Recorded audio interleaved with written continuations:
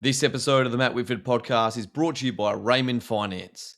Raymond Finance is an Adelaide Hills-based family-owned mortgage broking business with over 20 years' experience in finance. Specialising in home loans, construction, first home buyers and upgrade to refinances, get in touch with Troy and the team and see what they can do for you. Check them out on Instagram at Raymond Finance or visit them at www.raymondfinance.com.au. Hello, everyone, and as always, welcome to another episode of Half Wit. Episode 20, would you believe it? And let me tell you, the ratings are absolutely soaring. So again, thank you to everyone for listening and a huge welcome to any new listeners to the show. Good little story. I was at footy training early tonight and one of the young lads has told me he's been listening to the podcast. He listened to the Tim Weatherald episode and really enjoyed that. And he's even got his dad into it as well. So big thanks to Jack and Tony, and no doubt you enjoy this episode with Peter Argent. Now, all of you who have picked up an advertiser or a Sunday Mail would have seen many a photo of Peter's in there, be it a Big Bash game at Adelaide Oval or an AFL game as well. You might have even read an article of his in the SANFL budget or in one of the many country papers that Peter writes for. Peter's lived a great life. He's followed his passion, and from all signs, he won't be slowing down for a while yet. So without further ado, enjoy episode 20 with Peter Argent.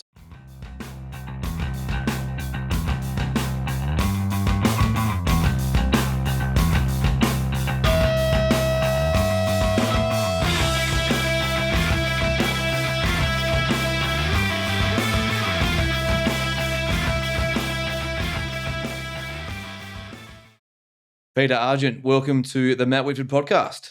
Thank you very much. Pleasure to be here. Peter, it's great to have you here, mate. I've just a good mate of mine, Troy Raymond. He's literally just feeding me different types of guests to come on the show. And as soon as he wrote down the name Peter Argent, I reckon the name instantly. I know this name, and probably over the last 10, 15, 20 years, I reckon that I've seen that name pop up in the Sunday Mail or SANFL budget. So great to have you here. And Pete, just take us back to the start. Where did it all begin for you? If we're talking family, I regard myself as a Barossa boy, I suppose. I'm lucky enough, born in Jamestown in 1963. Parents very soon moved to the Barossa after that. Dad had been working for the roadways or the roadworks, as I think it was called, EWS or something back in the day.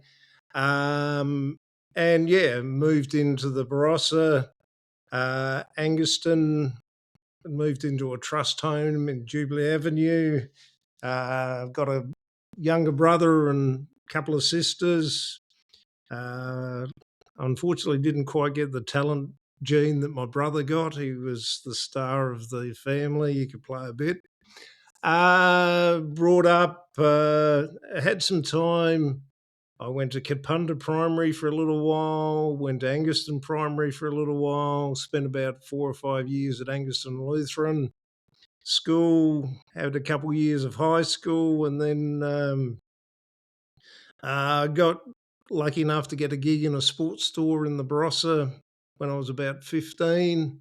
Worked there for a while. Basically dreamt that I was going to become a sportsman, and so working in the sports store was a pretty cool little job to start with. Well, it's interesting there, Peter. You mentioned you're working in a sports store, and obviously, I reckon 99.8% of our conversation since we first got in contact a couple of weeks ago has been in regards to sport. But being a boy, growing up in the Barossa, sport was obviously a huge part of your life. And you were telling me, I think last week, your mum headed over to the 82-year-old mum headed over to the Australian Open tennis, and yeah, it was wonderful. My nieces have been tremendously generous.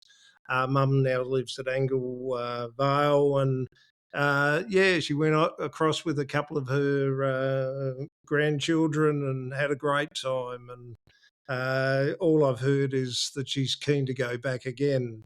So yeah, sports certainly been a very big part of the upbringing. Dad was uh, a very competitive person, loved his golf, loved his cricket. Um, and I have wonderful recollections of a day when we were 12 or 13. My brother and my old man both took 5 wickets in the local D grade competition or something. And my brother and I both made half centuries. And I reckon the old man was even generous enough to give us a little butcher of beer as a celebration. I think that would have been very well deserved. And my dad, back when a 30 pack of West Ends were about $30. But, it was pretty harmless. Dad's like, get me a beer, and you'd Yeah. open it, you'd have a little sip, and Yeah. and now I have two of them, and you feel 6 months pregnant. But but we'll just go back there, Peter, and obviously, to all our listeners, sorry for the spoiler alert, but didn't work out for Peter. He didn't go on and play Test cricket for Australia. No. But you, as a 14-year-old, make your A grade debut. Yep. But that must have been a pretty cool experience. Yeah, I reckon there were another guy by the name of Paul Obst, who was an outstanding young sportsman. He was the same age as me, I reckon, born in February as well. And I reckon there was a third one, maybe Stephen Fallon. The three of us were brought up to the A grade. Obviously, our A grade had to be a bit short. We travelled, we played Colts in the morning, as you do, and then travelled with the men to the A grade game. On the first Saturday, the famous John Mosey, this is J.L. Mosey, peeled off 149 not out, I think it was, from memory. And we chased leather all day. And the second week, he decided to just a nice little yield of 10 wickets. So 110 for in your first A grade game is certainly a memory I'll remember for a while. I reckon I didn't trouble the scorers, which was, yeah. You would have hoped he got man of the match. You would have thought so, yeah. But you played some A grade footy for Angaston. Yeah, I was lucky enough. We had a great guy by the name of Darryl Beale, who actually played a couple of league games for Richmond before coming over to Central District. And there's a famous story about Darryl Beale ringing Tom Hafey up and telling Tom Hafey he was going to go to coach in the country. And apparently all Tommy did was laugh at him, because Darryl was notorious for being a great talent but a very poor trainer. But he was my coach in my first game and the first couple of years. I remember vividly my first game being poleaxed, and he's picked me up, and then he picked up the opposition ruckman, lifted him off the ground, said, "You touch the kid again and I'll kill you." So you felt pretty safe. So this was obviously after you got squirrel gripped before the game started. The infamous Toby Hipoff, yes. Yeah, thank you for reminding me of that. That's something that, is a vivid but not maybe terribly pleasant. I'm pretty sure that's gone out of all junior footy and senior footy, especially with the TV coverage with the AFL and SANFL. But what I find really interesting, Peter, and obviously we had a chat a couple of weeks ago when I was in Tasmania, and we had a good yarn on the phone, and how you played a lot of junior cricket, and then you sort of had 5 or 6 years off playing cricket, and then next minute you're over in England playing cricket. So I guess I'm really intrigued about, was it the cricket that brought you over to England, or was there something else?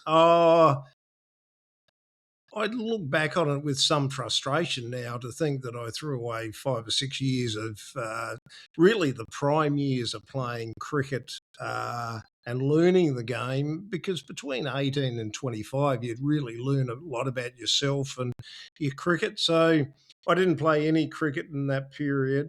And then I was working for a company called Robert Bryce.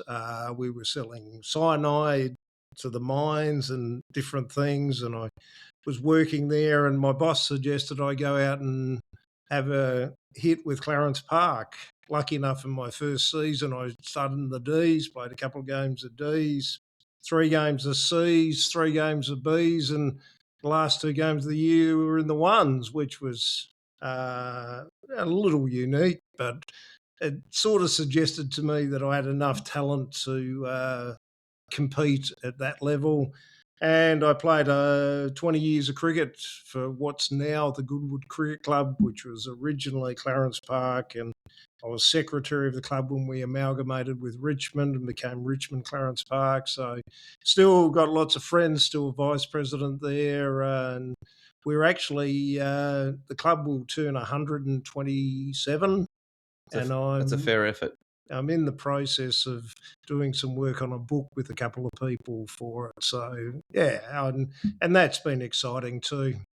Except for the fact that I was reminded as a top order batsman that I have as many scores between 15 and 40 as anyone ever in the club's history. At least you're getting a start. You'd prefer that than being Courtney Walsh having the most ducks in Test cricket. Yeah, and you look back and the guys after tea that used to peel off hundreds, and yeah. So I'll probably skip forward a little bit now, Yep. Peter. But you obviously you came back from England, and what I'm the most fascinated about, and obviously this is where I first saw your name, was that you basically then you've become a sports journalist and a sports photographer since then. But Yep. I just want to sort of know that how do you get to a position where you go, I'm going to become a journalist or I'm going to become a photographer? Well, the theory was that I wanted to do something I was passionate about and I could do for as long as I could. And the thing with writing is you can be writing in your 80s and 90s, and some of the iconic journalists are still writing their stuff well past what we would regard as normal retirement time. And so I was in my 30s. I'd been working in sales. I'd been a sales manager. I'd been a retail manager. I'd been working as a sales rep. I'd work with Unilevers. I'd work with national companies. I'd work with family companies. I'd work with Angelakis brothers. I'd sold seafood for a while. Got some cheap prawns and some cheap lobster come Christmas time. My Greek friends, you paid your dues. Yep, I can imagine. But so I still made some really good friends out of that as well. But I really was keen to find something that would get me up in the morning and make me passionate about what I wanted to do. And that was the driving force behind, firstly, doing the journalism course. So what year would that have been and how old would you have been, Peter? It was 2000. I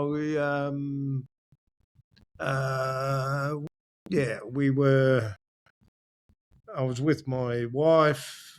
We'd been together for a couple of years. We'd jumped in a car and travelled around Australia together for about 9 months, which was a good way to find out whether you're compatible with your partner or not. Go on a holiday or get a dog. They're the two things. I agree with you totally. So I'd done that in the mid-90s. As we've mentioned, I spent a year playing cricket in England. That was I was in my 27 at that stage. It was a great age to travel because you didn't spend every night at the pub. You actually tried to find out a little bit about the culture and where you were and all that type of stuff. There's a lot of young listeners to Halfwit, and I guess the best thing you can do as a kid these days is just to save your money, not waste it, not blow it. You don't need 9 hoodies, just wear the same 2 the whole time, but traveling the world and doing that, and not just doing it when you're 19, 20, but actually doing it when you're mid-20s, even late 20s, early 30s, when you got a bit more of an understanding of the world, which sounds like what you did. Yeah, it was pretty I still look back on it 35 plus years later as one of the great things that I was smart enough to do, that I actually decided put the money away. Mind you, the flight cost you in 1990 about $2,200. And last year I went to England for 10 days, caught up with a mate had found a ticket to the couple of days of the tests for me. Excellent. And it cost about the same money. something. What inflation? Well, quite amazing. But the ticket I took in '90 was all one way. There was about 7 stops around the world, and yeah, I got back to Australia and 91, and the Crows had been formed, and yeah, I had mates sending me newspaper clippings to England about all the Crows fiasco in Port Adelaide back in the day. So it was an interesting world. Phone calls from my mother at about 3 o'clock on a Monday morning. She had no concept of what the time was in England. About 8.5. But the thing about, and we'll talk more as we go through this, Peter, but in the late 80s, early 90s, and obviously before then, just it was quite difficult to communicate with people, other side of the world. Obviously you could send letters, and there's no real email back then, but you make a phone call, it cost it was an ordeal, whereas now it's if you're on the Wi-Fi, it's pretty easy. But I want to go forward to Peter. You've done your journalism course. Yep. Can you sort of talk me through what your first story, or what was that moment that you're like, geez, I'm a sport journalist now? Well, the thing that amazed me is the things you wish you knew when you, like, I didn't send in a bill for 3 months. I should have sent in a bill a week later. You'll send me a bill for the podcast? No, you're right, mate. But yeah, so lucky enough, I tried to play a bit of footy at Centrals. One of my best mates was a guy by the name of Malcolm McGrath, played 70 or 80 games. Mentally the toughest sportsman I'd ever met, I reckon, because he was only 5'11" and a half, average build, but found a way, was driven, worked harder than anyone. The story goes that Cowboy Neil told him during the pre-season, you are welcome to continue to train, but you'll never play league football for us. You're not good enough. And he still found a way, and by round 11 he was playing league football. So yeah. I think that was the saying, hard work beats talent when talent refuses to work hard. I tried to give that as a pre-game address one day, and I absolutely butchered it. So I put it away until then. So I'm proud I got through that. That's very good, though. I like that, because it is like probably the most gifted footballer I saw out at Central District was a guy by the name of Peter Collins, and he was more gifted than Platts, but he didn't have the same drive. And Peter still played 25, 30 league games, went up and went to Queensland, played footy in the QFL, actually played a bit of footy for my home club, Anguston, for a couple of years in the late 80s. But amazingly gifted footballer, the best peripheral vision I've ever seen. His ability to evade opponents was so impressive. His skill set was as good as anyone, but there was just that little thing you notice. And that's the difference. In my opinion, he's as good a footballer as I've ever seen, but who talks about him now? And that's the thing. Unless you've sort of got a few McGarry medals or you played 300 games, that's where it goes on. But yeah, you've done your story in the SANFL footy budget on Malcolm McGrath, and you've done one on 1950s Port Adelaide Premiership player Basil Jaggard. Jaggard. Yeah. You can tell that I'm not a big Port Adelaide fan, and my knowledge of the 1950s SANFL players. Wow, that's the other thing. I've always been lucky. I've loved my sports history.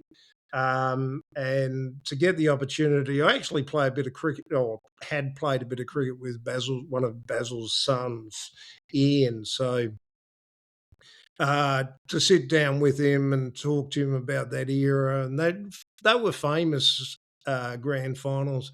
In 53, they lost the grand final to West Torrens. It was the last premiership West Torrens ever won.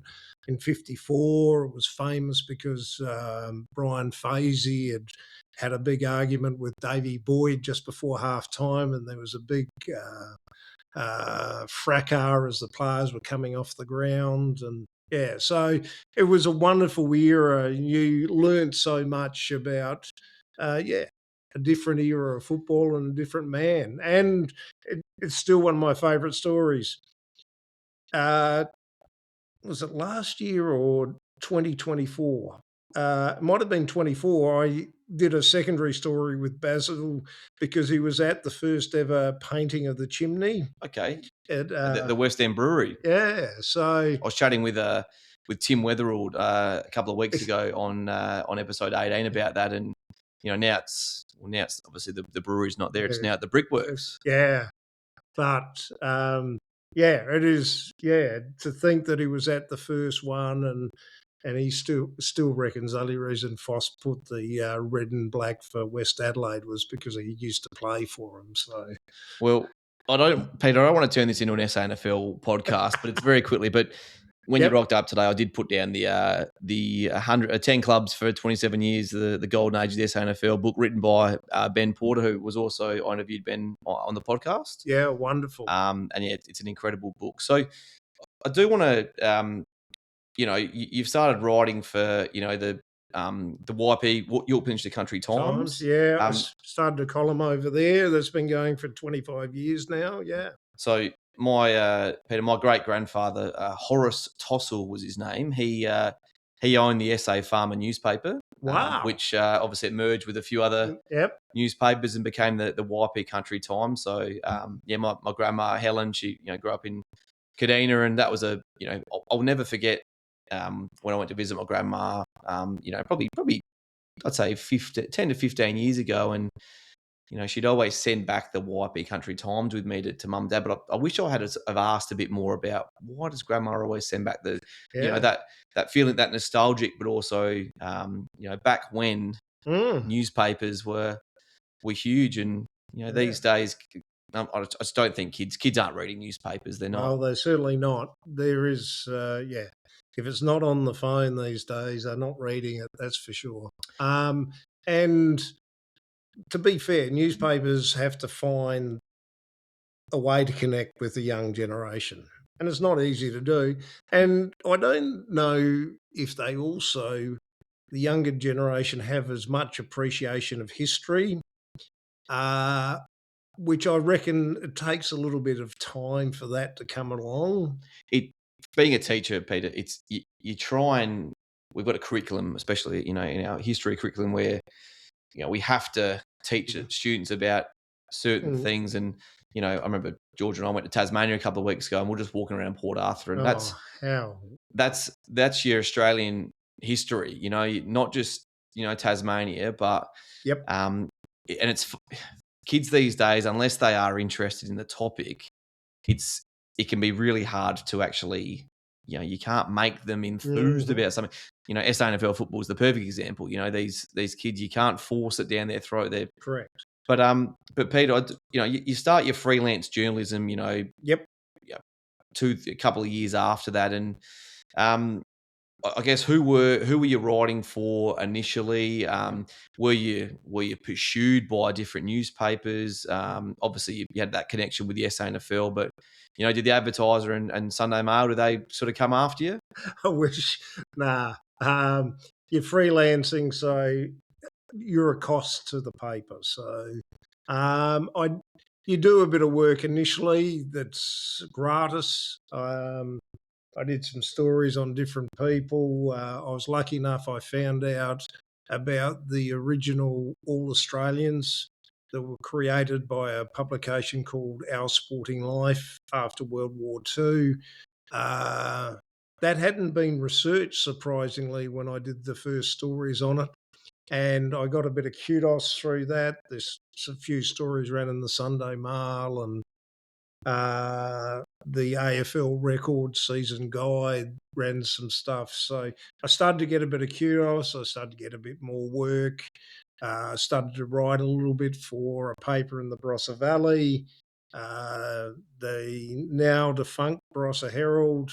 Then I got a gig for a year working for them because somebody had gone on maternity leave.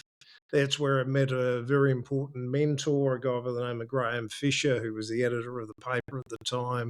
He had been a writer for the news. He'd edited other publications, had been involved in a lot of horse racing and the dis. I'll get that out in a second. Dish lickers, The greyhounds. the greyhounds. Yes, we actually have a greyhound. It's a family pet these days. That's another Well, story. I'm trying to convince Georgia and I are looking to get a dog. I'm trying to convince Oh, they are wonderful. a greyhound. Excellent. I'll make sure Georgia listens to this episode. They are fantastic. We've had 3. Yep. The first one I had used to travel with me everywhere, and like I used to do a lot of work up in the Barossa and Clare Valley and Yep. northern areas footy, and the dog used to sneak in the back seat of the car and just pop its head up about 5-10 k's down the road. Yep. And then it knew that I wouldn't go back and drop it back at home. So it'd travel all day with me. And I have a couple of great photographs at home somewhere of the greyhound sitting next to me at Gawler Oval. I'm taking photographs and the greyhound's just taking in life. It's just wonderful. They're incredible. I had a couple of whippets. Oh, beautiful dogs. And you watch them run around. They just move like the speed of light, and then they're on the couch for about 9 hours, not moving. So, you were talking before about, your editor Graham Fisher. Yep. He gave you some pretty big advice. Very sage advice it was, no doubt. When I was working for him, basically I decided I wanted to become a writer. The passion was I'd been to Ireland in about 95, and I'd seen all the Irish writers, and I'm sure, although Dad was an adopted child, that he's got some Irish heritage. There's got to be some in there somewhere. And I thought, Jesus, it'd be lovely to be able to throw out 1,000 words and get people reading it passionately.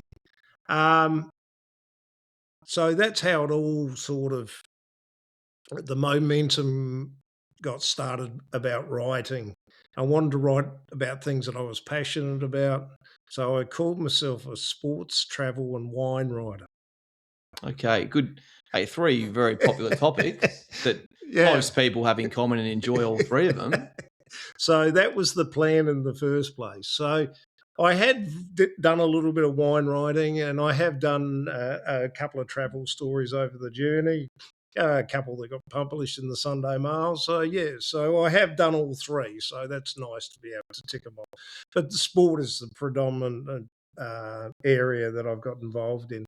So Graham Fisher said to me, if you write a story, a lot of editors will be happy if you can give them both the yarn and the image to go with it. And I thought, that sounds pretty sensible. So as a part of my job, if I did a story for the paper, they'd expect a photograph to go with it. And they gave us a camera to go out and do the job. I started doing a bit of stuff on Saturday afternoons at the footy as well. And that's how it grew from there. So I'm self-taught. I reckon I made every mistake in the book, but the theory is hopefully you don't make the same mistake too many times. Don't leave the lens cap on when you're taking a photo. So did you have to do a photography course or anything? No, self-taught really. Also helped that I played a fair bit of sport. And so you understand where the action is, where the ball's going to move to, and it's a lot easier photographing a sport that you've actually played. And I haven't spoken to too many photographers that haven't at some stage played this sport, so they've got some idea about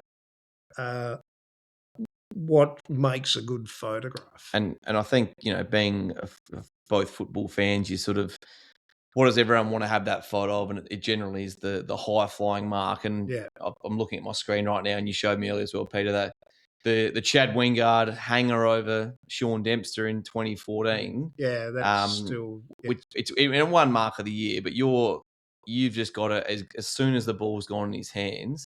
Yep. Where were you at the it's a bit unique. I was 11 hours into a day's work, so I'd done a fair bit of work that day, and I'd actually gone in, and I was he took the mark about halfway through the third quarter. So I wasn't there for the start of the game, and I wasn't on ground as I usually am. Because just looking at the photo now, I'm like, he can't be on the ground. He has to be in the seats or in the stands somewhere. Yeah, so I'm right in front of the members, where usually where the players gather before the seating. Sorry, where the spectators gather before the seating. And I'm up there in the crowd, and it's a perfect angle because he's actually running straight at me, and he's used Dempster as one hell of a step ladder. And I love the crowd in the background, the amount of Yeah. jaws that are basically touching the ground, because there's just something about. And I think that's the thing about AFL footy, like Aussie rules. I don't think there's anything better than a good hanger. And Oh, well, yeah, if you're lucky enough to get up there, I think that's even specialer. I did have an old VHS tape that my brother broke in the end. He watched himself so many times on there that I'd actually taken a hanger as a kid in the grand final in the Barossa Valley. And yeah, that was pretty special. But to actually, the Chad Wingard one to me is really most probably what I'm going to not be known for, but that yeah, it it's one of the things that I got. But as incredibly 5 years earlier, I got a snap of Chad taking a hanger at Adelaide Oval in an under 15s sandful game, and to have the ability to put the two side by side and to see the kid when he was still before he'd made it and at the peak of his powers is pretty amazing. I've just come to me, Peter. Like, I'd love to see both photos side by side. But have you put thought? And we'll talk a bit later on about some of your other photos you've taken. But have you thought of a book? Yeah. Have you made a book, written a book, or on the cards potentially? It is something to consider, and it's sort of something that I'd think about doing maybe when I get closer to retirement. There's still a lot. When you're sick of writing, okay? Well, there's still a fair bit to tick off. I'm pretty keen to get over the IPL and do some snapping over there. I'd love to be able to say that I've snapped an Ashes series in England.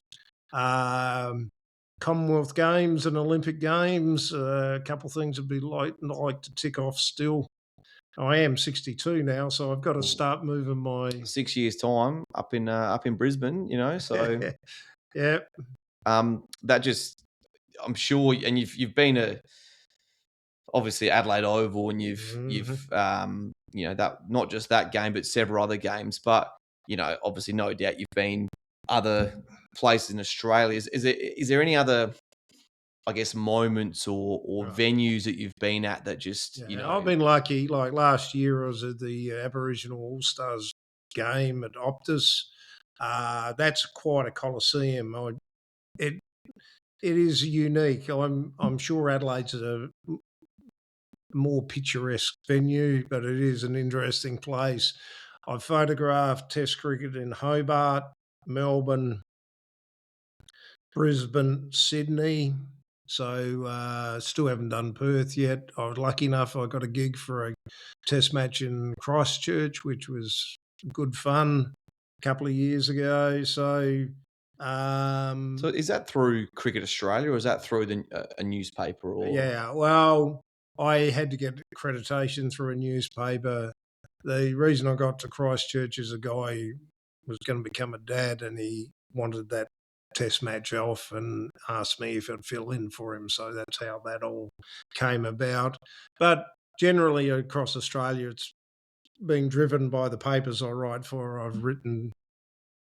So in January last year, the women's test against the English was at the MCG. Yes. Ash Gardner was a key part of that.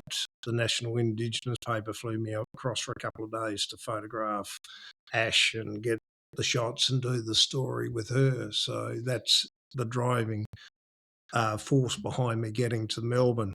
Same thing happened with the All-Stars game. So the Indigenous newspaper, the Koori Mail, was that Koori? Yeah. Koori Mail? Yeah. How do you How did you get in, Peter, to writing for There used to be a paper called Inside Football, and I used to do a fair bit for the Sandful page on that. The one-time sports editor of the Courier Mail saw a couple of stories I wrote, asked if he could use them in the mail and said he'd pay me. And I said, that's a good idea. Yep. I don't mind that. So I've been writing for them for about 20 years. Generally, because they're based in New South Wales and they've got a pretty strong northern states drive. Following, yeah. The lucky part about it is I do a lot of their AFL football stuff, which means that I get AFL accreditation, and because I both snap and write, I give them both. Yep, 2 for 1. Mm-hmm. So there's usually a season preview where I go through all the Indigenous players that are playing for the year. And then there's a review at the end of the year, and there's a multitude of stories in between. There's a few Sandful ones, a couple of country ones occasionally. So, and speaking of the SANFL, I love and when you got it today, Peter, you showed me. But when you were up in for the APY lands, Pukaja, yes, Pukaja, so just not exactly around the corner from here. It's no, you have to fly into either Alice or to Uluru, and then travel from there to get there. I've been lucky. I did 2 trips last year. One of them was the grand final, and I'm in the final 5 for a little award in February, which I'll keep my fingers crossed. But that's the one with the dog chasing the footy with the 2 players, which I'm looking at right now. It's a great photo because both players and K9 have just got the red Sharon. It's all they want to do. Yeah, and interesting. Just by looking at that photo, Peter, in 2013, I went up and lived up in a small Indigenous community up in the Northern Territory called Wadare. Yes. The old Port Keats. And actually, I was on school holidays, but I was sort of looking for a potential job working for the AFL and AFL Northern Territory. And I was chatting with one of the locals there and said, we play footy on a Sunday. Come down here at 1 o'clock. And I rolled in at 1 o'clock. There's no one there. About 2 o'clock, everyone started rolling in. Yep. There were 4 local teams, and didn't have an umpire, so I umpired the first game, and then actually played the second game. And I remember, at the time, some photos were being taken of the game, and there's a photo of me just trying to catch an Indigenous lad, and he's barefoot, wonderful. And the photos are incredible, and just stray dogs walking across the field. So just looking at that, Peter, it's reminded me of I guess 13 years ago now. Yeah, wonderful, and it's a great experience up there. I've been lucky enough. The Courier Mail sent me up to do the NTFL Grand Final maybe 8-9 times over the journey. Yep, which has been a great experience in itself. And for a period there, we used to fly on the Sunday, so we'd do the NTFL Grand Final on the Saturday, and it was all the games during the day, all the different grades, culminating in the A grade or the Premier League at 7 o'clock on the Saturday night. Then jump on a kite and go over the Tiwis and do the Tiwi Island Grand Final on the Sunday. Amazing. And and that was a cracking experience. It just completely different football. How I tried to explain it is a bit like run and gun basketball because they don't stop. The only time they stop is to have a shot at goal. But generally, limited defense. Just limited. It's very attacking. But you talk about life experience, like to all our listeners out there. If you want life experience, head up to up to Freegon, Mimily, like a real Indigenous community, or the Tiwis, and it was very eye opening for me. But it's amazing how no matter how different people can be, that red leather footy, everyone, and those 4 posts at each end, everyone speaks the same language. Have you been to any AFL Grand Finals? Yeah, I've done a couple of those. Lucky enough, the last 3 I've been on ground as a snapper. Wearing a vest, I'm assuming. Yeah, right? we all get a vest. I notoriously won football final, I left the vest behind, and the blue coats, I think you'll call them back in the day, wouldn't let me on the ground, which was a tad frustrating. Generously, one of the other photographers found a secondary bib they had in their kit, which was really handy. But yeah, no, I've been lucky enough, done the last 3 as a photographer, and had great experience. Do you get to go in the rooms afterwards, or I can, but generally by the end of the day, I've got enough photographs Yeah. to sink the proverbial, because you're on ground post game and getting the players around the field. Before that, I've actually done from 2006 to 2019. I'd been at each grand final as a journo. Yep. Which meant that I could still get into the change rooms after the game. And one of the favourites of them was I got a cracking photograph of Caleb Daniel, the lad from South Adelaide, Yes. in 16. He's got this huge smile on his face. He's got a Carlton draft in one hand, and he's got his premiership medal in the other hand. Incredible. And the other one is family friend is William Hearn, Shannon Hearn's father. Yep. And lucky enough to be in the change rooms when Shannon's walked in and held the cup aloft. 2018. Yes. Banger. Yes. Which is, to see the joy that gives the family, and to grab the family photos that day was quite amazing. Same with Greg Edwards' son Shane when Richmond won in 17 and 19. To have the Edwards family, and to think that, Didn't former North Adelaide player as well, Shane Edwards. could play a very good footballer, Shane. Last year, you didn't get no Lockie Neal family photos, did you? Or I've got a cracking Lockie Neal photo from the grand final. Was that after he kicked his goal? Or the celebration. He did the right thing. He kicked the goal basically in front of me, and then turned around and pumped his fist.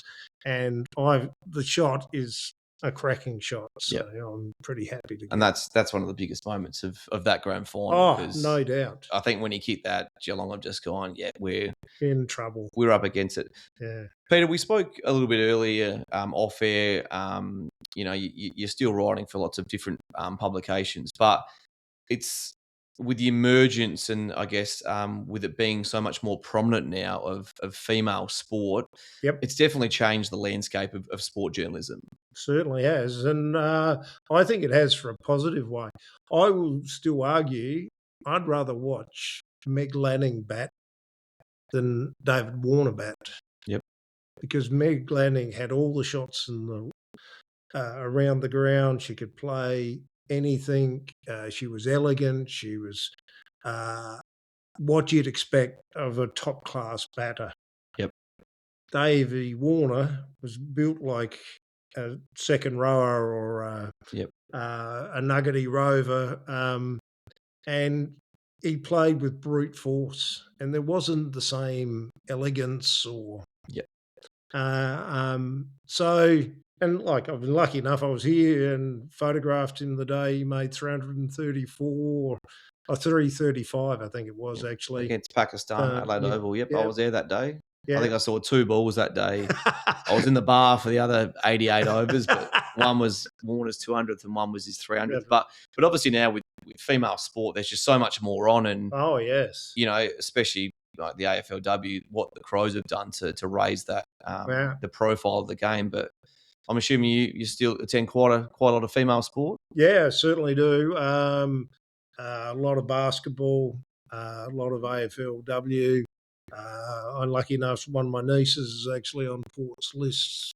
So what's her name quickly? Lauren Young. Oh, mate, superstar. Oh, very handy. She's a very, very good footballer. I'm not lying to you. I've got her on my list because it's a good little story. when I was at North assistant coaching the women's in 2020, everyone had heard of this young superstar. And I had a mate, Zoe Greer, who she was playing at West Adelaide, and Yep.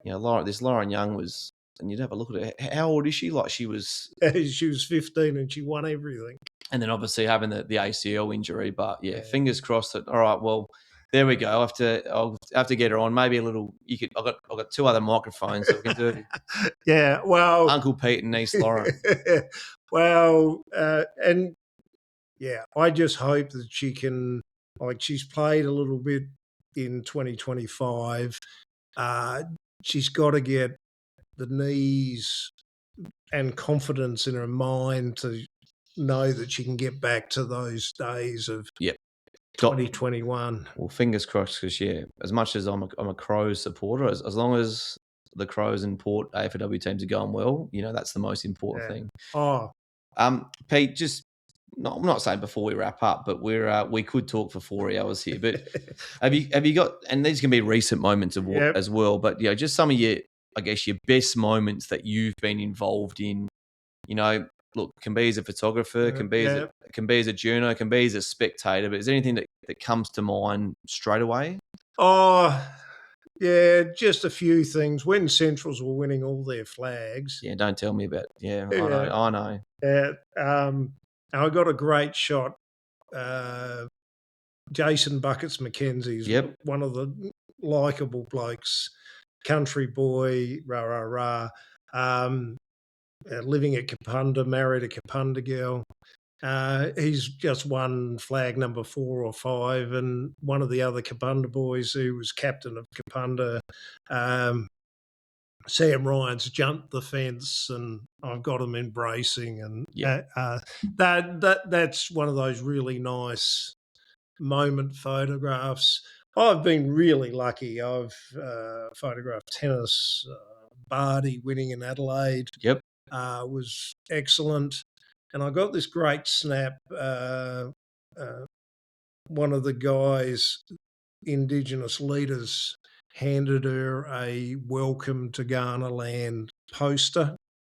And she's just won the Adelaide International. She's handed this poster, and you can see that, like, the recognition and so Barty was good. There's not too many handy South Australian footballers or cricketers I wouldn't have snapped over the journey. Travis Hedy's made a couple of hundred. You've got a few of him? Yeah, I've got some shots of him running around as an under 17 for South Australia and an under 19 where he's peeled off hundreds. He does remind everyone he's the only person ever in Australian sporting history that's won 2 Brian Tabor medals. Now, the Brian Tabor medal is for the best under 19s player at the national championships, and he happened to win it, I think, in 2010, 2011. So he keeps reminding the young lads when they come into the state programs that, And I do love it, Peter, how, it's not just the AFL, SANFL, AFLW, Test cricket. You've taken photos and reporting on it.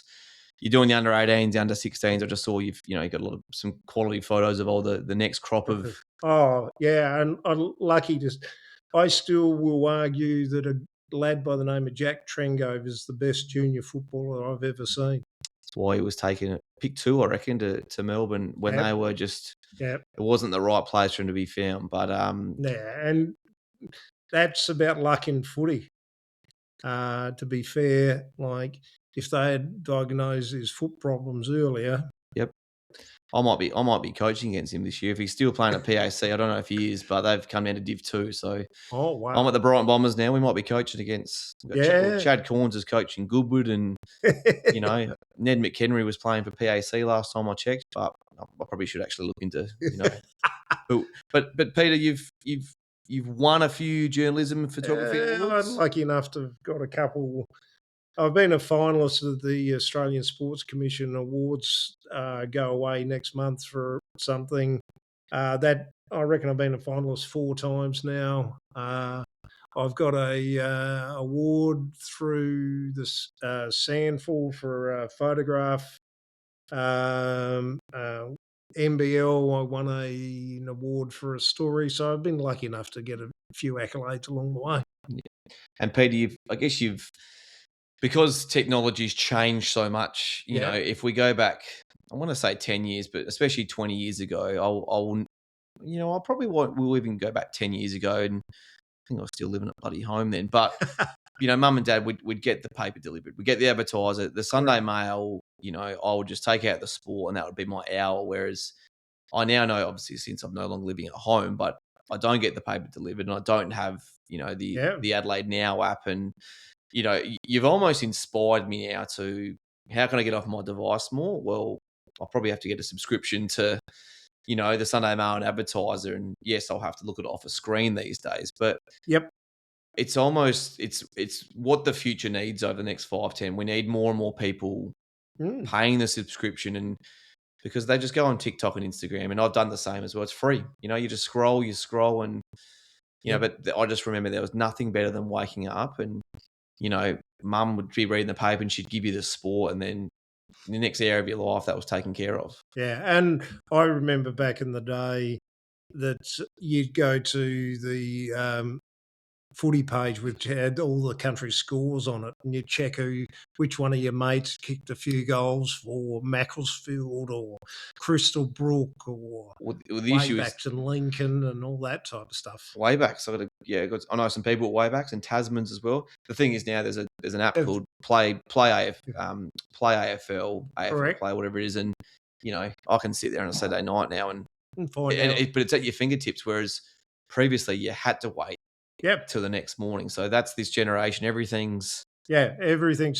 And if you actually go back far enough, and I love researching a bit of history, if you look at the 1950s and 60s Sunday Mails, they used to have reports. They used to have 2 to 3 pages on country football from around the state, and it was significantly bigger than it was when I was a kid in the 80s. There's not a whole lot of people, I guess, probably I'll say 25 and under, but I might even say 30 and under that use Facebook anymore. Everything's Instagram and TikTok. But there's so many good, I guess, pages on Facebook. Correct. There's one like an SANFL scrapbook and some of the old articles, and my dad will my dad, 74-year-old Bruce, he'll tag me and he'll send me a link, and then the joy you get from having a look at it. But Peter, I've loved chatting with you today, mate. Thank you. I guess you becoming a photographer / a journo and a photographer, and something that you're passionate about and going into making a living about it. Well, I guess me starting up the podcast, and that's what I'm trying to do as well. Teaching pays too well at the moment, and podcasting doesn't pay that well. But it as you said before, I love how you just said it's something you're always happy to wake up early for and travel for, and you're passionate about. And correct. I think that's a big thing for all our listeners out there, is you need to make sure you are doing something that you're passionate about, and keep doing those different things to find that thing that you're hooked into, and you could do 24/7. So Peter, loved having you on the podcast, mate, and good luck with your award. Was it next month? Yeah, February 23rd, we fly out to Sydney, and big awards night in Circular Quay, so a bit of fun. Well, mate, Brisbane Olympics, like I said, 6.5 years' time. You got to hang on till then. Yep. Peter Argent, thanks for being on Halfwit. Thank you very much. Cheers. Thank you, Peter, and a big thanks to Troy Raymond, the owner of Raymond Finance and sponsor of today's episode, for getting me in touch with Peter. Troy's a big listener of the podcast, and he's regularly teeing up interviews for me and throwing names at me.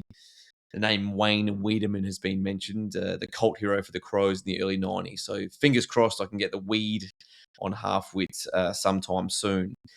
Next episode, I sit down with Daniel Froggy Murdoch to talk all things teaching and cricket. He's a ripping fella, so make sure you tune into that one. I'm Matt Whitford. Thanks for listening.